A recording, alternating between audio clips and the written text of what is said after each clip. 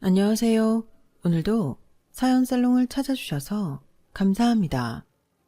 저는 작년에 바라던 이혼을 하고 두 아들과 함께 새로운 인생을 살고 있는 김포에 사는 40대 여성입니다. 바로 본론부터 말씀드리자면 저는 대리 효도만 바라는 이기적인 남편이랑 이혼했어요. 원래도 살짝 어설픈 효자라서 시댁만 다녀오면 싸웠는데요. 이번에 시어머니가 돌아가시면서 도저히 같이 살 수 없는 지경에 이르렀어요. 제가 또 남편이 원래 순수한 효자면 그것도 이해할 텐데 이건 뭐 그 아들이 그 아버지라고 혼자 남게 되신 시아버님이 제대로 판을 깔아주신 게 원인이었죠. 아무래도 시아버님 입장에서는 당신 혼자 사는 게 여간 자신이 없으셨던 것 같은데요. 그래서 남편을 비롯한 시누이들까지 불러 누가 자기를 모시고 살 거냐고 얘기한 것이 사건의 발단이 되었어요. 그리고 당신을 모시는 자식에겐 무슨 포상금처럼 당신의 전 재산을 몽땅 몰아주겠다는 조건까지 내걸었는데 원래도 돈 욕심이 많은 그 집 자식들이 눈이 막 돌더군요. 하지만 시누이들이 전부 시집가서 자기 가정이 있고 거기에 친정엄마도 아닌 친정아버지를 모시고 살기엔 현실적으로 쉽지 않았는데요. 그도 그럴 게 70대, 그것도 앞뒤 꽉 막힌 노인과 살고 싶은 사위는 잘 없잖아요. 참고로 저는 시누이가 둘이었습니다. 저희 남편은 가운데 낀 둘째였는데 그래도 아들이고 장남이라고 나름 대우를 받으면서 살았다고 들었어요. 실제로 제가 결혼하고 보니 전부 성인이 된 자식임에도 유독 시부모님이 남편만 남자라고 대접하는 모습을 종종 봤었는데 제가 아들 둘을 낳으니 확실히 이 양반들이 여자보다는 남자를 선호하고 좋아한다는 걸 알겠더라고요. 그러니 신우들이 어릴 때부터 차별도 많이 받고 자랐겠구나 대략 짐작할 수 있었는데 그러니 자신들을 차별한 가부장적인 아버지를 모신다는 게 아무리 돈이 걸린 문제라도 쉽지 않았던 모양이었어요. 그래도 돈 욕심은 났는지 쉽게 포기도 하지 못했죠. 시아버님은 은근 자식들이 안달복달한 모습을 즐기는 것처럼 보이더군요. 그에 반면 저는 애당초 시댁재산엔 관심도 없었고 시어머님 돌아가시기 전부터 하늘이 두 쪽이 나도 시부모님 모시는 건 안 한다고 얘기를 해놨는데 막상 돈이 걸렸다고 하니 남편은 저를 설득하려고 하더군요. 내가 우리 아버지 재산 때문에 그러는 게 아니고 누나랑 정은이는 아버지 모시기 힘들잖아. 그럼 누가 남아? 아들인 나밖에 더 있어. 나는 진짜 순수하게 우리 아버지 생각해서 그러는 거야. 자기도 며느린데 책임이 있지. 책임? 요즘 혼자 자유롭게 사시는 부모님들 많아. 막말로 아버님이 어디 편찮으신 것도 아니고 지금 거기에선 소일거리라도 있지. 여기 오시면 아파트에서 답답해서 어떻게 사셔? 사람은 다 적응의 동물이야. 그리고 아버지 본인이 원하시잖아. 엄마랑 둘이 살던 곳에서 혼자 살면 마음적으로도 힘들지 않겠어? 여기저기 전부 엄마 흔적들만 가득할 텐데. 그러지 말고 이번에 제대로 며느리 노릇한다고 생각하고 우리가 모시자. 노인네가 살면 얼마나 살아. 대신 우리가 아버지 재산 받으면 우리는 앞으로 편하게 살 수 있어. 누가 들으면 엄청 부자라 물려주실 것도 많은 줄 알겠네. 좌우간 나는 싫어. 시어머니도 싫은 마당에 시아버님을 어떻게 모셔? 나는 미리부터 시부모님은 못 모신다고 얘기했잖아.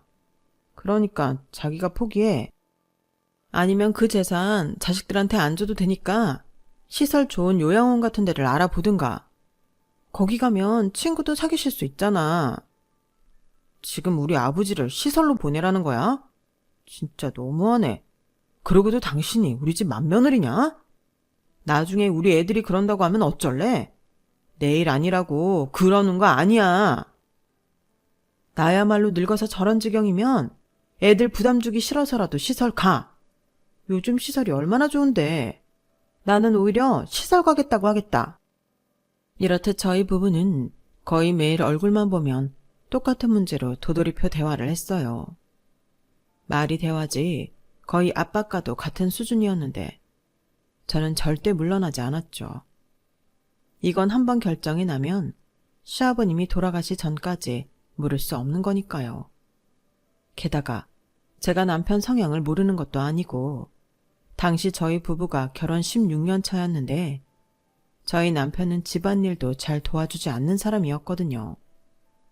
그러면 시아버님 집에 오셔도 저만 일이 늘어날 것이 안 봐도 뻔했는데 자기는 손 하나 까딱하지 않고 아버님 재산만 홀랑 가지려 한다는 것도 너무 뻔하게 보였어요. 그래서 더 싫었고 남편이 더 얄미웠는데 물론 시아버님 생각하면 마음은 불편했죠. 그래도 제가 사랑받는 며느리였으면 말도 안 하는데 저랑 시아버님은 앙숙 중에 앙숙이었어요. 혼자만 학교가 아닌 서당을 나오셨나? 저만 보면 그렇게 하나부터 열까지 단속하려 하시는 분이셨거든요. 제가 파마를 하거나 손톱에 매니큐어를 칠하면 그거 가지고도 생 난리를 치는 양반이었는데 거기에 최악 중에 최악은 시아버님 당신 마음에 들지 않으면 꼭 밥상을 엎어버린다는 거였어요. 나중에 시어머니가 밥상이 아닌 식탁으로 바꾸니 그땐 식탁을 엎을 수 없어 식탁이 음식을 밀어버렸는데요. 그 꼴을 제가 감당하고 살 자신이 없었어요. 요즘 같은 세상에 그걸 보고 참을 며느리는 없잖아요. 심지어 시어머님도 60 넘어 도저히 이렇게는 못 산다고 목소리를 높이시고 화도 내시고 하셨는데요. 하실 거면 진작에 젊었을 때 하시지. 저는 그것도 반갑지 않았어요.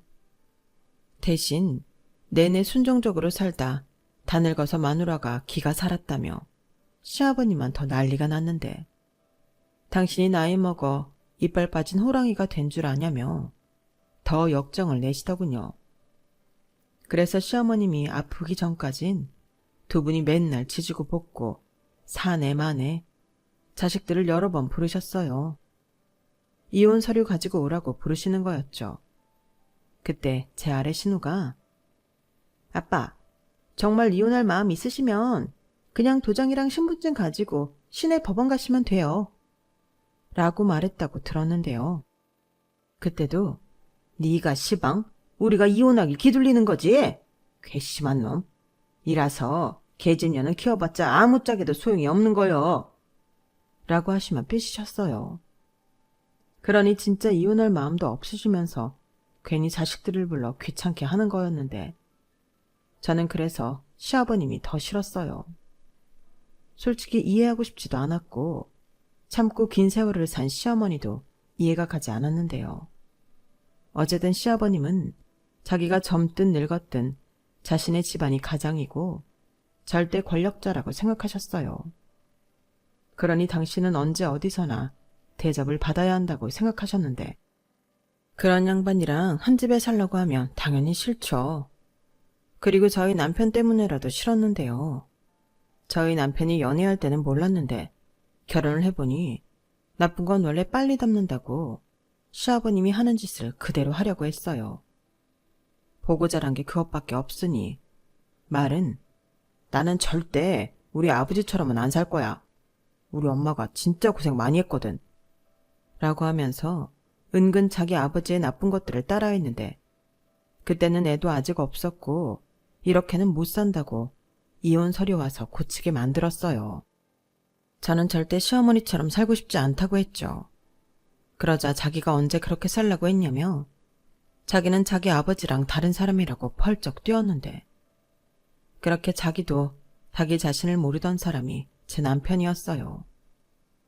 그러니 시아버님을 모시고 살면 남편과 저희 아들들도 그 영향을 받을 수 있다고 생각했는데 그건 정말이지 상상만 해도 너무 끔찍했죠. 저는 어릴 때도 그리고 지금도 남녀, 특히 부부는 대등한 관계라고 생각하는데 말은 맞다고 하지만 남편은 다른 뜻으로 이해하는 것 같더라고요. 부부, 특히 아이가 태어나면 엄마 아빠로 나뉘면서 그 역할이 달라지는 거라고 생각하는 것 같았는데, 그래서 첫 아이 낳고 육아 문제로 남편과 갈등을 많이 겪어야만 했어요. 남편은 자기가 저를 도와주는 거라고 생각하더라고요. 애를 나 혼자 낳았어? 도와주긴 뭘 도와줘? 같이 키우는 거지. 에이, 그래도 애는 엄마가 맡아서 키우는 거지. 아빠가 뭐 할 줄 알아. 나는 그냥 자기 보조 역할 하는 거지. 원래 다 그런 거 아니야? 옛날부터 아빠는 큰일만 해결해주면 되는 거고, 자잘한 일들은 엄마가 하는 거잖아. 뭐라고? 자기가 말하는 큰일이란 게 뭔데? 돈 벌어오는 거? 막말로 나도 똑같이 돈 버는데 그럼 나도 큰일을 해결하고 있는 거네. 그렇다고 자기가 돈 벌었다고 그 돈 전부 놔주는 것도 아니잖아. 똑같이 생활비 내면서 어쩜 자기는 그런 얘기를 아무렇지 않게 해? 이거야말로 불공평하잖아. 뭐가 또 불공평해. 다들 그렇게 살았잖아. 우리 엄마도 그랬고 장모님도 자기랑 처남 낳고 일이랑 살림 육아하면서 사셨잖아. 그게 술리고 성 역할이지. 저는 저때 진심으로 남편의 잘난 입을 한 대 치고 싶었어요. 술리 좋아하고 성 역할 같은 소리 하네. 그렇게 따지면 여자는 돈 벌 걱정하지 않고 집에서 살림이랑 육아만 해야죠. 시어머니도 밭일이다 농장일이다 시아버님이랑 똑같이 일을 했고, 저희 엄마도 저희 남매 낳고 직장을 다녔어요. 대신 저희 친정은 저희 아빠가 늘 엄마를 떠받들고 살았는데 그만큼의 대우를 해주지도 않을 거면서 저렇게 말하는 게 너무 뻔뻔해 보였어요. 저런 인간이라는 걸 왜 결혼 전에는 몰랐을까? 제 자신에게도 화가 났고요. 그래서 두 아들만큼은 저 집 남자들처럼 키우지 않겠다 다짐하며 대부분 포기하고 살았는데, 시어머님이 지병으로 돌아가시고 시아버님 거처 때문에 남편과 매일 다투며 살다 보니 정신적으로 너무 힘들었어요. 애들도 사춘기이고 한참 공부 때문에 예민할 시기였는데 거기에 아버님 눈치까지 보고 살라니 말도 안 되는 일이죠.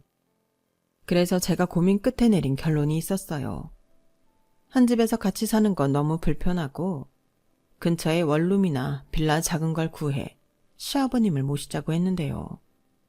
그러면 제가 챙겨드리기도 편하고 주말 같은 때는 당신이 오셔서 식사하시고 가시면 되니 이것보다 더 나은 아이디어는 없다고 생각했죠. 물론 제가 신경을 아주 안 쓰고 살 수는 없으니 어느 정도는 감수한 일이었는데 남편과 시아버님은 싫다고 했어요. 그건 모시는 것도 아니고 안 모시는 것도 아니라는 거였죠. 나 참. 그러면 기어코 한 집에서 저 하나를 두고 부려 먹어야 속이 시원하다는 건데. 그래서 저도 어쩔 수 없이 남편한테 선택하라고 했어요. 당신이 정 그렇게 아버님을 모시고 싶으면 결정을 해. 나랑 이혼하고 당신이 모실 건지 아니면 포기할 건지. 당신이 애매하게 구니까 지금 아버님만 중간에서 기대하고 계시잖아. 왜 나한테 따져? 지금 문제는 내가 아니라 자기지. 나랑 아버지는 같은 생각이야. 2대1인데 그럼 자기가 양보를 해야지. 내가 왜? 정작 아버님 모시면 내 손이 더 가고 불편할 사람이 난데 내가 왜 양보를 해? 됐고 나랑 살 건지 아버님이랑 살 건지 결정을 해.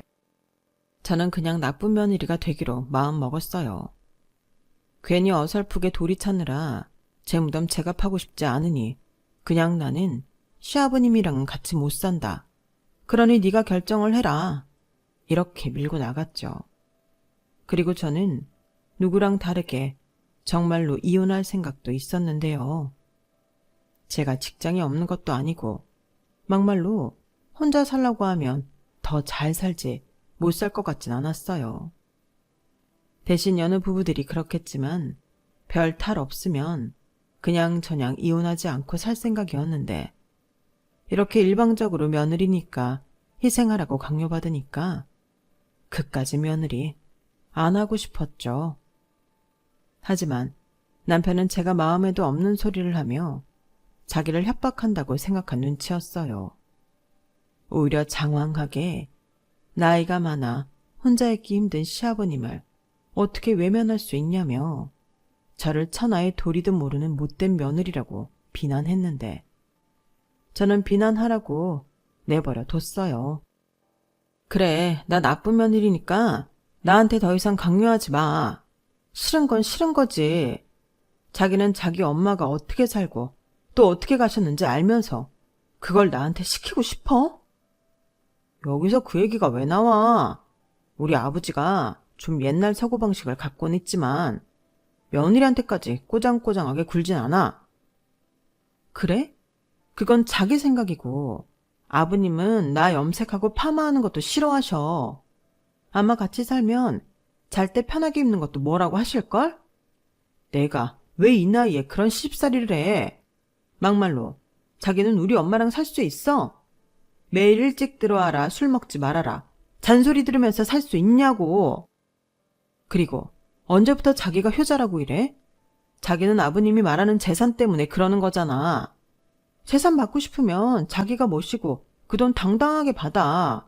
왜 나한테 그래? 부부는 일심동체잖아. 누가 하는 게 뭐가 중요해. 그리고 그 돈을 나 혼자만 받아서 써? 우리 애들 대학 갈 때도 쓰고 장가 보낼 때도 쓰지. 됐네요. 남편은 100% 당첨인 로또를 앞에 두고 고생하기 싫어서 그걸 마다하는 제가 이해가 가지 않는다고 했어요. 그래서 제가 정말 로또만큼 시아버님 재산이 많이 있는지 확인은 해봤냐고 물었는데 그건 확인 하나 마나라고 하더군요. 집이며 땅이며 산, 거기에 친가 쪽 할아버지 재산이 있는데 그게 지금 소송 중이라 그것까지 가져오면 자기가 받을 돈이 10억은 좋게 넘는다고 김칫국을 제대로 마셨는데 저는 믿지 않았어요. 그렇게 큰 돈이 있다면 시어머니가 아픈 몸으로 그렇게 죽기 살기로 일하지 않으셨을 거고 원래 시아버님은 허풍이 80%인 양반이라 그 말을 다 믿으면 안 되는데 남편은 자기가 듣고 싶은 말만 듣는 것 같더라고요. 거기에 계속 시아버님이 재산 어쩌고 나면은데 바람을 넣고 계신 것 같은데 시아버님은 하루라도 빨리 자기를 모셔가라며 남편한테 전화를 하셨어요. 저한테는 전화해봤자 제가 싫다고 하니 딱 한 번 전화해 역정을 내시고는 저한테 일체 연락하지 않으셨는데 그것만 봐도 같이 살고 싶지가 않았죠. 그러면서 저는 친정 부모님에게 이 사실을 알렸어요. 남편이 계속 저렇게 고집을 부리면 정말 이혼할 생각이 있었기에 그때는 아무래도 친정의 신세를 좀 져야 할 것 같아 미리 얘기를 했는데 그 말을 듣고 저희 친정 엄마가 화가 단단히 나셨어요. 아니 정서방은 왜 그러는 거야? 그 재산 때문에 너더러 그 양반을 모시라고? 그러니까 나는 절대 싫어. 그것까지는 못해. 아니 그러지 말고 요즘은 시설 좋은 실버타운 같은 데도 있는데 내가 다 말했어. 자기 아버지 시설 보내는 거냐고 입에 거품까지 물었다니까. 내가 오죽하면 엄마 아빠한테 이 말을 하겠어. 나도 그러지 않길 바라지만 만약에 정말 이혼하게 되면 나랑 애들 딱 1년만 신세 좀 질게. 신세는 무슨. 그래도 이게 이혼까지 하면서 시아버지를 모셔야 하는 문제인 거니? 그 사람 지금 완전 돈 받을 생각에 정상이 아니야. 10억이라니. 그런 큰 돈이 생기는데 왜 안 하냐고 나를 몰아세우는데 진짜 싫다니까. 그렇게 좋으면 지가 하지. 그나저나 그 양반이 재산이 그렇게나 많았어? 니들 결혼할 때 돈 없다고 한 푼도 못 보탰잖아. 그새 무슨 일이라도 있었던 거야? 있긴 뭐가 있어. 순 뻥이지. 나는 그래서 더 싫어. 고생은 고생대로 하고 뒤통수 맞을 게 뻔한데 그 인간은 그걸 몰라. 있으면 그 집이랑 밭, 농장 정도 있겠지. 저희 친정부모님은 제 말에 걱정이 가득한 얼굴이 되셨어요. 아무래도 딸이 이혼할지도 모른다고 생각하니 싱숭생숭 하신 것 같았는데 그래도 이게 현실이니 어쩔 수가 없었죠. 그리고 본격적으로 남편이랑 그 일로 결판을 낼 시점이 되었는데요. 저는 끝까지 제 의견을 고수했고 남편은 한층 더 강도 높게 저를 비난하며 하나만 알고 둘은 모르는 바보라고 했는데 그 다음날 자기 멋대로 시아버님을 저희 집에 모시고 왔어요. 작은 아들 방을 빼서 자기 멋대로 방까지 들였더라고요. 퇴근하고 그 사실을 알고 제가 정말 기절할 노릇이었는데 남편은 허허거리며 뻔뻔하게 저한테 나중엔 아주 장인 장모님도 같이 모시고 대가족처럼 살까? 라고 너스레까지 떨며 불난집에 기름을 부었는데 아마 자기도 저희 부모님이 그러지 않을 거라고 생각하고 말하는 게 뻔히 보였어요. 그래서 제가 약이 올라 시아버님이 작은 방에서 듣고 계실 게 뻔한데도 일부러 들으시라 말했는데요. 자기가 회사 그만두고 시댁에 가서 아버님 모시고 살아. 거기 밭이랑 농장에서 일하면 돈도 벌 수 있잖아. 아니다. 아버님이 재산 준다고 했으니 그거 가지고 살면 되겠네. 대신 내가 생활비 달라고 하지도 않고 애들 교육비 달라고 안 할게. 이렇게 말하자 남편 얼굴이 싹 굳었어요. 평소 싸울 때는 이것보다 더한 말도 했었는데 지금은 자기 아버지가 집에 있다고 생각하니 제가 뭐라고 하는 것 자체가 자기 체면을 깎는다고 생각하는 것 같더라고요. 그리고 대뜸 내가 어떻게 혼자 아버지를 모셔? 그럼 청소랑 밥은? 라고 눈을 까디집고 저한테 말했는데 그 바람에 저도 열을 받아버렸죠. 내가 무슨 자기네들 밥이랑 청소해주는 사람이야? 왜 이렇게 사람이 생각이 없어? 아니면 그 정도로 나를 식모 취급하고 살았던 거야? 누가 그렇대. 나는 그냥 현실을 이야기하는 거야. 그리고 이 정도로 얘기했으면 알아들어야지. 나 굉장히 많이 참았고 기다려줬다. 이 이상은 나도 가만히 있지 않을 거고. 나도 나름 생각이 있으니까 더 자극하지 마. 그냥 받아들여. 지금 뭐 하는 거야? 그러니까 내 의견은 처음부터 중요하지 않았다. 그냥 받아들이고 시아버지 모시고 살아라. 이거야? 그래. 저는 남편의 대놓고 뻔뻔함에 벌어진 입이 닫히지 않았어요. 그래서 그 길로 짐을 쌌는데요. 나랑 살고 싶으면 시아버님을 댁에 모셔다 드리고 오라고 했죠. 그리고 딱 일주일 줄 건데 그 뒤에도 변한 게 없다면 그때는 정말 이혼이라고 말했는데요. 남편은 제 행동에 열이 받았는지 그날 저녁부터 저한테 문자와 전화를 엄청 보냈어요. 물론 좋은 얘기는 하나도 없었죠. 제가 애들까지 전부 데리고 친정으로 왔기에 더 난리를 치는 것 같았는데 저더러 생활비도 끊어버린다며 협박을 했어요. 그래, 끊어. 어차피 이혼하면 줄 것도 아니고 내가 받을 돈도 아니잖아. 누군 돈 안 버니? 그래? 그럼 애들 데리고 와. 걔네가 우리 집 장손들인데 왜 네가 데리고 나가는데? 말 잘했다. 다 큰 아들애들이 엄마가 나가자고 순순하게 따라와? 애들도 자기 멋대로인 당신이랑 아버님 싫어서 나 따라온 거야. 됐고, 정말 이렇게까지 해야겠어? 우리 아버지 생각은 정말 1도 안 하는 거야. 지금 우리 짜장면 시켜서 그거 하나 먹었다. 넌 며느리라는 여자가 신경도 안 쓰이냐? 안 쓰여. 내가 같은 말을 몇 번을 말해. 그래, 이렇게 된 거 그래. 이혼해. 대신 나는 너한테 아무것도 안 줄 거니까 네 몸만 나가는 거다. 나중에 우리 아버지 돌아가시고 재산 받아도 너한테는 10원 한 장 안 줄 거야. 누가 그거 받고 싶대? 그리고 다른 건 몰라도 재산 분할은 똑같이 해야지. 누구 맘대로 몸만 나가래.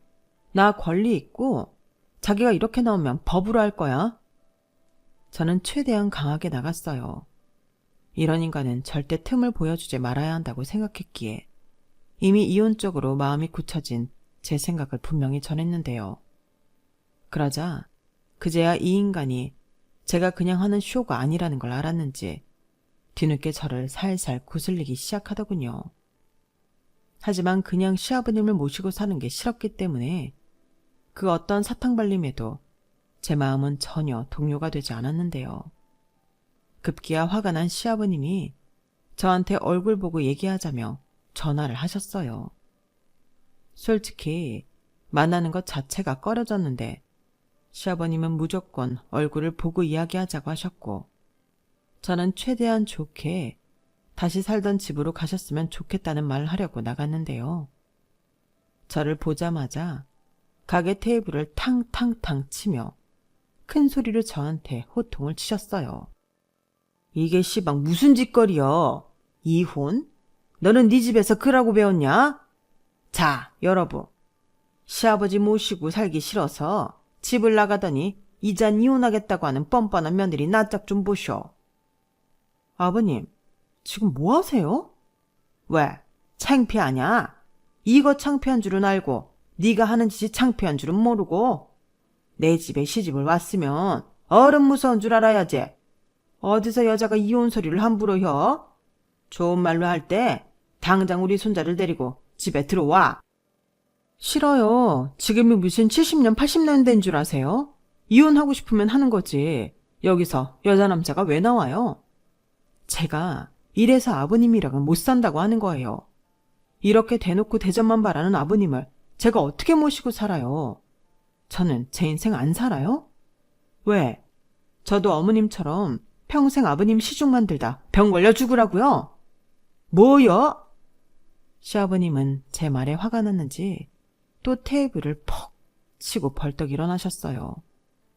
그러자 가게 사장님이 뛰어와 이러실 거면 나가라고 하셨는데 시아버님은 어디서 손님들어 나가라 말아요. 손님 운왕이라는 말도 몰라. 이 사람이 장사하면서 큰일 날 사람이네. 라고 말했는데 가게에 있던 사람들이 일제히 눈살을 찌푸렸어요. 이 정도로 시아버님은 자기만 알고 세상이 자기 중심으로 돌아간다고 생각하는 사람이었는데 그래서 더 싫었어요. 그리고 언젠가 제 남편도 저런 인간이 충분히 될 수 있다고 생각하니 더 끔찍했는데 그때부터는 그냥 이혼하는 게 제가 제 인생을 구하는 거라는 생각을 하게 되었죠. 그런데 정말 기가 막힌 소리가 들려왔어요. 같은 동네 살던 친한 언니가 저더러 집을 내놓았냐고 전화가 걸려왔는데 이 망할 인간이 집까지 자기 멋대로 부동산에 내놓았더라고요. 그 사실을 알았을 때는 저도 피가 거꾸로 솟는 것 같았는데 이런 인간을 남편이라고 10년 넘게 한 이불을 덮고 살았나 경멸스러웠어요. 그래서 바로 남편한테 따지러 갔고 남편은 왜? 내 집인데 내가 네 허락받고 팔아야 해? 나는 우리 집이랑 아버지 살던 집이랑 밥이랑 농장 정리해서 더 큰 평수 전원주택 갈 거야. 아버지 같은 노인이 살기 아파트는 힘들잖아. 라고 말했는데 이 인간은 정말로 자기밖에 모르는 놈이구나 하는 생각이 들었어요. 애석하게 집은 공동명의가 아닌 남편 단독명의였는데 저도 남편이랑 똑같이 대출금이랑 이자 상환하는데 다달이 50만 원씩 내고 있었어요. 그런데 이름이 지 이름이라고 저렇게 뻔뻔하게 나오니 손이 부들부들 떨렸는데 그 뒤로는 더 가릴 것도 없어서 바로 이혼 소송을 하기로 마음먹었어요. 변호사 사무실만 해도 5군데 가서 상담을 받았는데 수임료는 좀 비쌌지만 가장 믿음이 가는 곳을 골라 소장부터 작성했죠. 그리고 변호사님 말로는 집을 팔던 말던 신경 쓰지 말라고 했는데요. 어차피 소송 들어가면 다 증명되고 사모님 몫은 따로 챙길 수 있으니 너무 걱정하지 마세요. 남편분이 자영업을 하시는 것도 아니고 직장 다니셔서 급여 압류나 통장 압류하는 방법도 있고 하려고 하면 방법은 많으니까요. 그리고 양육비도 다달이 받지 마시고 일시급으로 청구하시죠. 저렇게 말을 해주니 한결 제 마음이 의지도 되고 놓이더라고요. 그리고 소장을 받은 남편은 저한테 문자로 늙고 아픈 시아버지 모시기 싫어서 이혼 소송하는 여자는 대한민국에서 너 하나밖에 없을 거다. 이게 이혼 사유가 될 수 있다고 생각하냐? 그래, 해봐. 판사님이 퍽이나 네 편 들어주겠다. 라고 문자를 보냈고 저는 이것도 쓸 수 있으면 증거로 쓰려고 지우지 않았어요. 그리고 대꾸해봤자 쓸데없이 기분만 더 상할 것 같아서 답도 하지 않았는데요. 그 뒤에는 핸드폰에 불이 나도록 전화가 오더군요. 제 핸드폰뿐만 아니라 애들 핸드폰도 마찬가지였는데요. 이미 애들한테도 엄마인 제 흉을 엄청 보면서 지금이라도 아빠한테 오라고 했나 보더라고요. 하지만 제 아들들은 어릴 때부터 이미 엄마 편이었고 제가 시켜서가 아니라 자기들 의지로 아빠가 아닌 엄마를 선택했는데 그래서 큰애는 나는 엄마랑 살 거야. 아빠도 지금 할아버지랑 살고 싶어서 선택했잖아. 나도 선택했어. 그러니까 또 전화하지 마. 라고 말을 하고 지 아빠 번호를 차단했다고 했는데요. 그에 반면 마음이 여린 둘째는 아빠 전화를 다 받아주며 혼자 아빠를 설득하려 노력을 했다는 걸 뒤늦게 알았어요.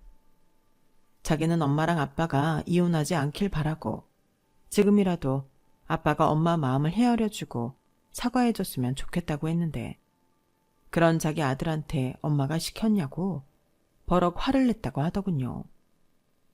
그 말을 들었을 때는 저게 미치지 않고서야 애한테 저럴 수 있을까?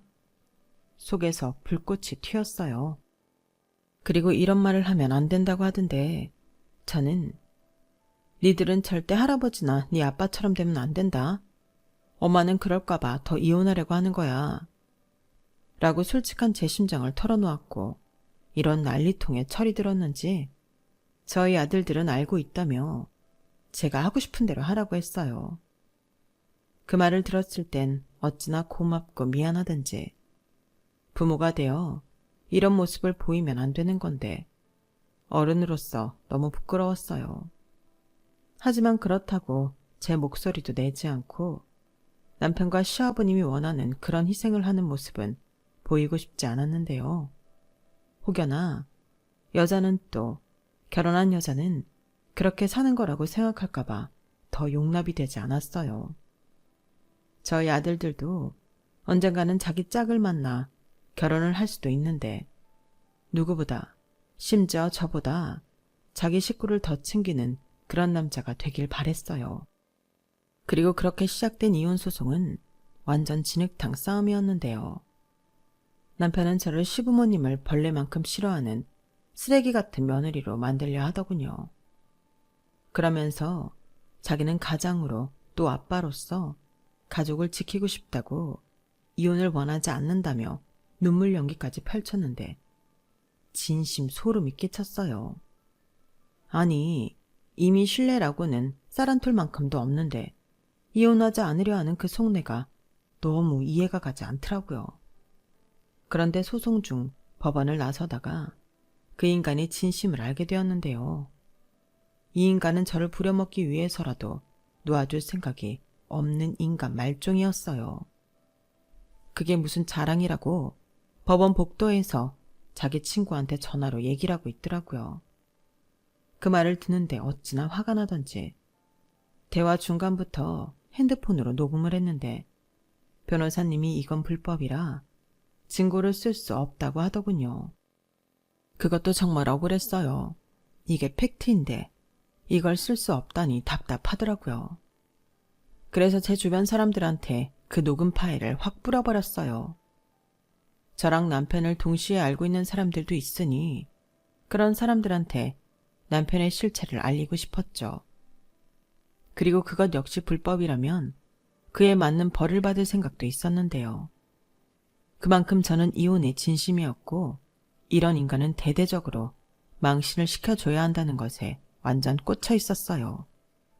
그런데 그 녹음 파일 전달받은 시누이 둘이 자기의 아버지 재산을 어떻게 해볼 수 있는 기회라고 생각한 건지 제 편을 들기 시작했고 심지어 저에게 증인으로 서줄 수 있다며 연락이 왔는데요. 처음으로 고맙다는 생각이 들더군요.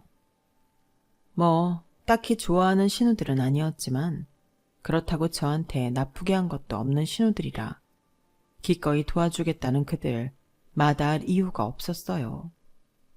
그래서 신우들이 증인으로 참석했고 평소 대리 효도를 시키며 중간에서 이득만 취하라고 했던 자기 동생이자 오빠에 대한 진술을 해줬는데요. 그 덕에 소송은 제 쪽으로 기울었어요. 거기에 애들까지도 모두 엄마와 살겠다고 하니 판사님이 그동안 어떤 결혼 생활을 했는지 예측이 된다고 하셨고, 명의와 상관없이 제가 가정의 경제적인 보탬과 희생을 했다는 점이 인정되어 절반의 재살분할과 두 아이 양육비로 월 160만 원씩 보내라는 판결이 나왔는데 남편이 인정할 수 없다고 난리를 피웠어요. 그리고 그날 저녁 남편은 친정까지 찾아와 자기가 잘못했다고, 자기 아버지 모시라는 말 안 하겠다고 태도를 바꿨는데요. 제 마음은 이미 돌아선 후였어요. 이젠 시아버님이랑 상관없이 그냥 제가 남편이랑 살고 싶지 않았죠. 그래서 제가 저희 부모님 계시는 앞에서 그랬어요. 나는 우리 애들 키울 테니 당신은 당신 아버지랑 살아. 그게 피차 속편한데 왜 이제 와서 그래? 집도 내놓은 김에 잘 됐지. 그거 팔아서 나눌 거 나누고 양육비 나는 일시급으로 청구할 거니까 그것도 준비해둬. 자기야, 그러지 말고 다시 생각해봐. 우리가 같이 산 세월이 얼마냐? 그러니까 애까지 낳고 산 세월이 얼만데 나한테 어떻게 그래? 여기서 이러지 말고 당신이 당신 아버지 모시고 그 잘난 재산 다 가져. 자기야, 여보 같은 소리 하네. 당장 여기서 나가. 저는 더는 그놈 꼬라지 보기 싫어 일어나 방으로 갔어요. 그러자 애들도 더는 아빠 보고 싶지 않다고 다른 방으로 들어갔는데 그 인간은 그 뒤로도 저희 아빠한테 한참 동안 훈계를 듣고 쫓겨나듯이 친정을 나갔죠. 그 인간이 제가 마음을 바꾸기 전에는 절대 혼자 못 간다고 버티고 있어서 저희 부모님이 애를 많이 드셨어요. 마음 같아서는 뒤통수라도 시원하게 갈기고 큰소리 쳐서 내쫓아버리고 싶었는데 저희 애들 있는 집에서 그런 모습 보이기 싫어 참았다고 하시더라고요. 그렇게 그 인간이랑 몇 번 더 실랑이하고 저는 자유의 몸이 되었어요. 그리고 때마침 살던 아파트가 팔려 재산분할과 양육비 계산에 청구했고 남편은 그거 안 주려고 자기 아버지 통장에 은닉하려고 하다가 제가 급여 통장 압류해버리니 울며 겨자 먹기로 3억 4천을 보냈더라고요. 그래서 저는 그 돈이랑 대출 조금 받아 지금 사는 김포 아파트를 매매했고 현재 아들 둘이랑 잘 먹고 잘 살고 있는데요. 평화로운 매일매일이 너무 만족스럽고 행복합니다. 아무 일도 일어나지 않는 일상이 이렇게 감사한 일이라는 걸 저는 이혼하고 처음으로 알았어요. 그리고 이혼한 지 3년이 넘은 지금은 가끔 막내 시누이 통해 남편 소식을 듣고 있는데 결국엔 자기가 아버지 모시는 거가 감당이 안 되고 둘이 맨날 싸우다 남편이 먼저 그럴 거면 살던 곳으로 가라고 예전보다 못한 부자지간이 되었다고 하더라고요. 그러면서 시누이가 마지막으로 알려준 사실이 초대박이었는데 시아버님 앞으로 있는 재산은 아무것도 없었답니다.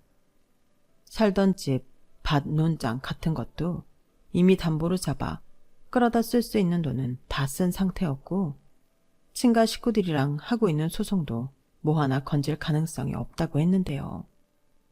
시아버님은 뻔뻔하게도 그 사실을 숨기고 자기를 모시라고 자식들 앞에서 허풍을 떠신 거예요. 그리고 그 말을 곧이곧대로 믿은 남편은 그것만 바라보고 있다가 닥쳤던 개신세가 되었고 심지어 저랑 애들한테 버림까지 받았으니 어쩌면 아버지 때문에 신세 망친 꼴이 되었죠. 그 때문인지 뒤늦게 또 저희 친정에 찾아가 저와 재결합하고 싶다고 빌었다는데 저희 친정 부모님은 제가 어디에 살고 있는지 알려주지 않았다고 하셨어요. 그리고 그때는 어딜 찾아오냐며 경찰에 바로 신고를 했다고 했는데요.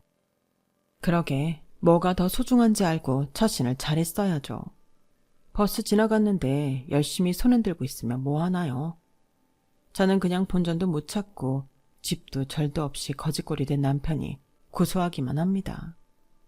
그리고 이런저런 일이 있었지만 그 집고적에서 발을 뺄 수 있어 더할 나위 없이 기쁜 마음인데요. 여기서 시아버님까지 아프시기라도 하면 사실 그때는 더 골치가 아프잖아요. 그 성깔에 또 사람을 들들 볶으실 텐데 이렇게 미리부터 손절할 수 있어서 너무나도 다행입니다. 거기에 자기 아빠가 어쩌다 이혼당하고 저렇게 후회하고 사는지 다 본 저희 아들들은 누구보다 더 그런 자기 아빠를 닮지 않을 거라는 확신이 있는데요. 어떤 짝을 만날지 또 어떤 인생을 살지 아직까지도 알 수 없지만 저는 최선을 다해 아들들을 가르칠 겁니다. 제가 살아보니 공부도 중요하지만 인격과 가치관, 거기에 마음 쓰는 법까지 살면서 공부보다 더 중요한 것 같아요. 아무리 조건 좋은 남자라도 살면서 고달프면 같이 살고 싶지 않잖아요. 그리고 거꾸로 조건이 좀 별로라도 사람이 좋으면 끝까지 행복하게 살 수 있는 법인데 그걸 아들들에게 가르쳐주고 싶어요. 이왕이면 조건도 잘 갖추고 훌륭한 인격과 성품까지 두루두루 갖추게 하고 싶은데 자식이라는 게 또 엄마 마음처럼 되는 건 아니니까 꼭 지켜야 하는 것 말고는 아들들에게 맡겨볼 생각입니다. 사실 그게 제가 할 수 있는 가정교육의 전부 같거든요. 그리고 아직 남은 제 인생도 너무 소중하니 지금이라도 하고 싶은 거 마음껏 하고 즐기고 싶은데요. 그래서 40대임에도 불구하고 저는 매일 꿈을 꿉니다. 요즘은 어쿠스틱 기타를 배우고 있어요. 그리고 스페인어도 공부하고 있는데 언젠가는 배낭과 기타를 메고 바르셀로나 광장에서 기타를 연주해보고 싶어요. 이 나이에 꿈이라니. 이혼 전에는 생각도 못하는 일이었는데 갑자기 20살은 어려진 기분이에요. 꿈을 갖고 사는 것 자체가 젊어지는 비결이더라고요. 그리고 언젠가는 제 꿈이 현실로 이루어질 거라는 걸 믿어 의심치 않는데요. 그 꿈을 이루기 위해서라도 매일 건강하고 알차게 살아갈 생각입니다. 제가 애들 키울 때 제일 많이 들었던 소리가 있어요. 엄마가 행복해야 아이들도 행복하다. 그래서 저희 가족은 모두 행복하다고 감히 말씀드릴 수 있을 것 같은데요.